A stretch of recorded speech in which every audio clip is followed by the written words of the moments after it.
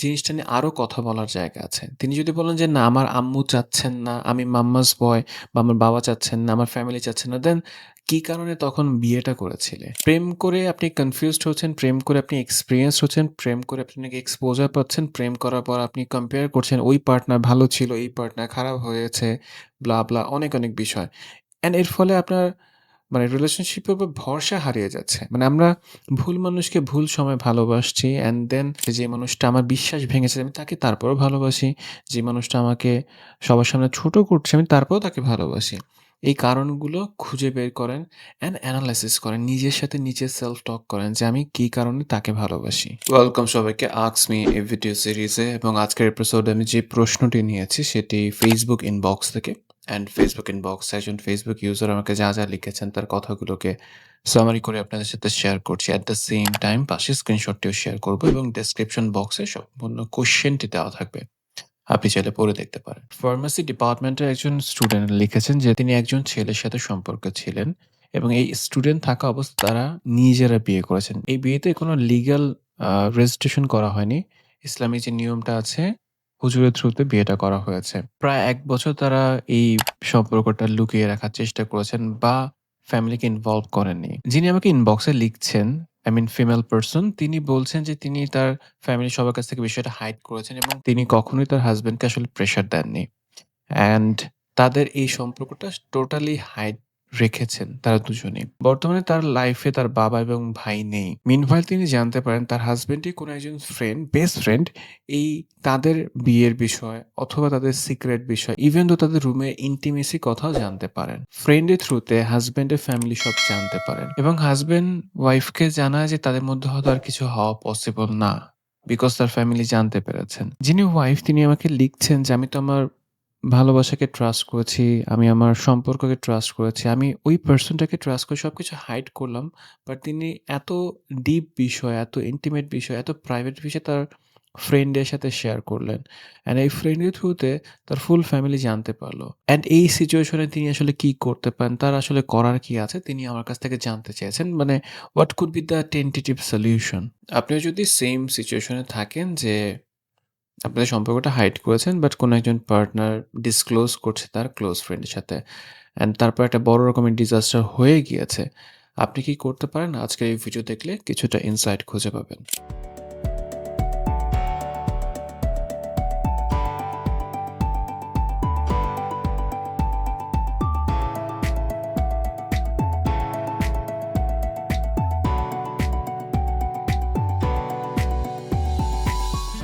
সম্পূর্ণ টেক্সটে আমি এই বিষয়টা জানতে পারিনি আপনাদের বিয়ে করার পেছনে কারণটা কি ছিল।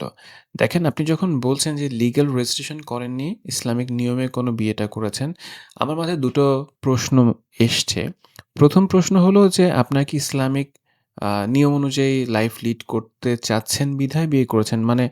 অনেক মানুষের চিন্তা ধারণা এমন থাকে বা বিশ্বাস থাকে যে আমরা কোনো প্রেমের সম্পর্কে যাব না। আমরা বিয়ে করে দেন কন্টিনিউ করব। দেন ফ্যামিলিকে আমরা কোনো একটা সময় পরে জানাবো। এটা একটা বিষয় থাকে। নাম্বার 2 কোনো একটা কিছু ঘটেছে যে ঘটনার জন্য আমাদের মনে হয়েছে বিয়ে করাটাই ওয়াইজ। সো কোনটা আসলে কারণ এটা আপনি নিজেকে একটু ক্লারিফাই করবেন। আমাকে জানানোর থেকে ইম্পোর্টেন্ট হচ্ছে আপনি নিজে বোঝার চেষ্টা করেন যে কি কারণে হয়েছে। আমার মাথায় ২ টো প্রশ্নই এসছে। আপনি আপনার সম্পর্ককে ট্রাস্ট করেন, বিশ্বাস করেন, রেসপেক্ট করেন।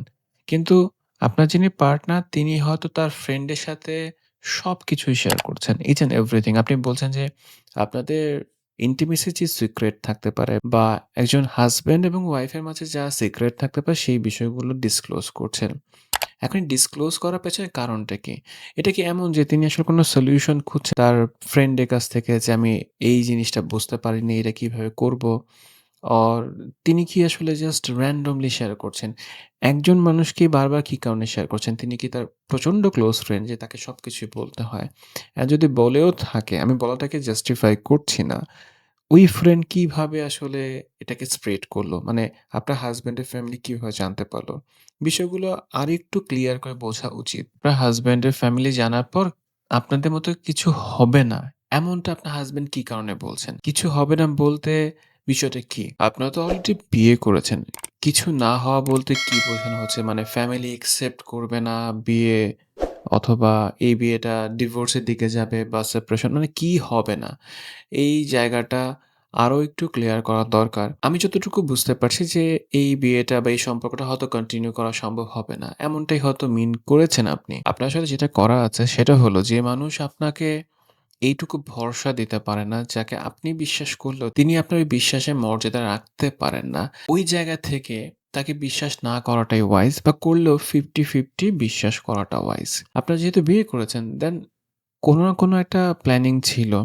আপনাদের সম্পর্কে কনফ্লিক্ট হোক, যাই হোক না কেন, ওই প্ল্যানিংটাকে আপনি কতটুকু সম্মান করেন, ওই প্ল্যানিংটা এক্সিকিউট করার জন্য কতটুকু এফোর্ট দিচ্ছেন, কতটুকু হার্ড ওয়ার্ক করছেন, কতটুকু স্যাক্রিফাইস, অ্যাডজাস্টমেন্ট এ যাচ্ছেন। যেহেতু আমার কাছে বিয়ে করার কারণটা খুবই হ্যাজি, আমি সেই কারণে খুব এক্সাক্টলি বলছি না যে আপনি এটা করলে এরকমটা হতে পারে বলে আমি মনে করি। টেন্টেটিভলি এরকম কিছু হতে পারে। তবে ২০২৬ সালে এসে আমি যে জিনিসটা খুব বেশি ফিল করি বা অবজার্ভ করি সেটা হলো বর্তমানে আমাদের সমাজে প্রেম করাটা খুবই ইজি। আপনি হয়তো ১০-১২ বছর কোনো একটা ছেলে বা মেয়ের মুখে শুনবেন তার একটা বয়ফ্রেন্ড বা একটা গার্লফ্রেন্ড আছে। অ্যান্ড তাদের ব্রেকআপ হচ্ছে, তাদের প্যাচ আপ হচ্ছে, তাদের মধ্যে আর্গুমেন্ট হচ্ছে। ১০-১২ বছরের বয়সী ছেলে-মেয়েদের রিলেশনশিপটাকে আমরা খুবই নরমালাইজ করছি যে ইটস ওকে। ছেলে-মেয়ে একসাথে পড়লে এমনটা হতেই পারে। হোয়ারএজ যখনই এই ছেলে-মেয়ে একটু ম্যাচিউরড হওয়ার পর বলছে যে আমরা বিয়ে করতে চাই, যে আমরা একসাথে থাকতে চাই। তুমি তোমার বাসায় থাকো, আমি আমার বাসায় থাকি। আমরা বিয়ে করব। এটাকে খুবই ডাউন করে দেখা হচ্ছে। আমি বলছি না যে আপনি আর্লি ম্যারেজ করেন বা প্রেম করলেই বিয়ে করতে হবে। আমি জাস্ট এটা বলছি, প্রেম করে আপনি কনফিউজড হচ্ছেন, প্রেম করে আপনি এক্সপেরিয়েন্সড হচ্ছেন, প্রেম করে আপনি নাকি এক্সপোজার পাচ্ছেন, প্রেম করার পর আপনি কম্পেয়ার করছেন ওই পার্টনার ভালো ছিল, এই পার্টনার খারাপ হয়েছে, ব্লা, ব্লা অনেক, অনেক বিষয়। অ্যান্ড এর ফলে আপনার মানে রিলেশনশিপের উপর ভরসা হারিয়ে যাচ্ছে। মানে আমরা ভুল মানুষকে ভুল সময়ে ভালোবাসছি অ্যান্ড দেন হার্ট হচ্ছি, আমরা বিট্রিয়াল এ ফিল করছি, আমরা চিটেড হচ্ছি। অ্যান্ড দেন আমি মনে করছি যে সম্পর্কে এই সমস্যা। আপনি ৩০ বছর বয়সে বিয়ে করলেও ডিজাস্টার হতে পারে, ১৮ বছর বয়সে বিয়ে করলেও ডিজাস্টার হতে পারে। কিন্তু আমাদের এক্সপোজার গুলো সব নেগেটিভ হচ্ছে। আমি মনে করি আমাদের আসলে এই জায়গাটা এডুকেটেড হওয়া দরকার। রিলেশনশিপ বিষয়টা এতটাই গুরুত্বপূর্ণ যেটাকে আমরা আসলে মনে করি না যে এটা এতটা গুরুত্বপূর্ণ। আমরা মনে করি যে সিনিয়র যেটা বলবেন ওটাই রাইট অথবা আমি যা বুঝি তাই করব। আমার ডিসিশনে হবে। বাট আপনার লাইফে মেক্সিমাম সুখের জায়গাটাই হচ্ছে আপনার সম্পর্ক। আপনি যদি আপনার সম্পর্কে সুখী হতে না পারেন, যেই সম্পর্ক আপনার আছে দেন আপনি কখনোই সুখী হতে পারবেন না। আপনি যতই সাকসেসফুল হন, in terms of financial successful, ক্যারিয়ারে সাকসেসফুল, বাট আপনার সম্পর্কে যদি ডিজাস্টার থাকে, আপনি কখনোই সুখটা খুঁজে পাবেন না, সুখটা ফিল করতে পারবেন না। ব্যাক টু ইউর পয়েন্ট, আপনি এই মুহূর্তে আপনার হাসব্যান্ডের সাথে ওপেন ডিসকাশন করেন। জাস্ট তিনি আসলে কি চান? তিনি এই সম্পর্কটা কন্টিনিউ করতে চান কিনা? যদি চান দেন জিনিসটা নিয়ে আরো কথা বলার জায়গা আছে। তিনি যদি বলেন যে, "না আমার আম্মু চাচ্ছেন না, আমি মাম্মাস বয় বা আমার বাবা চাচ্ছেন না, আমার ফ্যামিলি চাচ্ছে না।" দেন কি কারণে তখন বিয়েটা করেছিলে? এই প্রশ্নের উত্তরটা আসলে জানাটা জরুরি। যদি ক্লোজারও হয়ে থাকে দেন একটা ডিসেন্ট ক্লোজার প্রয়োজন। আপনি ওই সিদ্ধান্তটাকে খোঁজার চেষ্টা করেন, বোঝার চেষ্টা করেন আপনার হাসব্যান্ড কি চাচ্ছেন।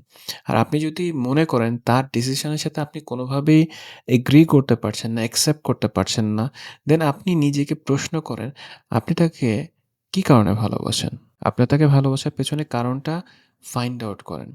আমি এই কারণে ভালোবাসি, যে মানুষটা আমার বিশ্বাস ভেঙেছে আমি তাকে তারপরেও ভালোবাসি। যে মানুষটা আমাকে সবার সামনে ছোট করছে আমি তারপরেও তাকে ভালোবাসি।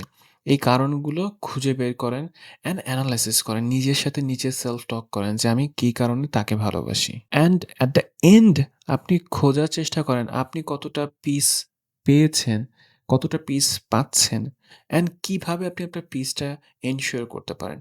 সলিউশন খুব ভেগ একটা টার্ম। সলিউশন মানে এই না যে আমি আপনাকে বলে দিব আপনি ডিভোর্স দেন, আপনি সেপারেশন এ যান। সলিউশন বলতে আমি আপনার ভেতরে ইনসাইটটাকে এনলাইটেড করার চেষ্টা করছি। আপনি নিজেকে একটু প্রশ্ন করেন। আপনি আসলে তাকে কি কারণে ভালোবাসেন? আদৌ ভালোবাসেন কিনা বোঝার চেষ্টা করেন।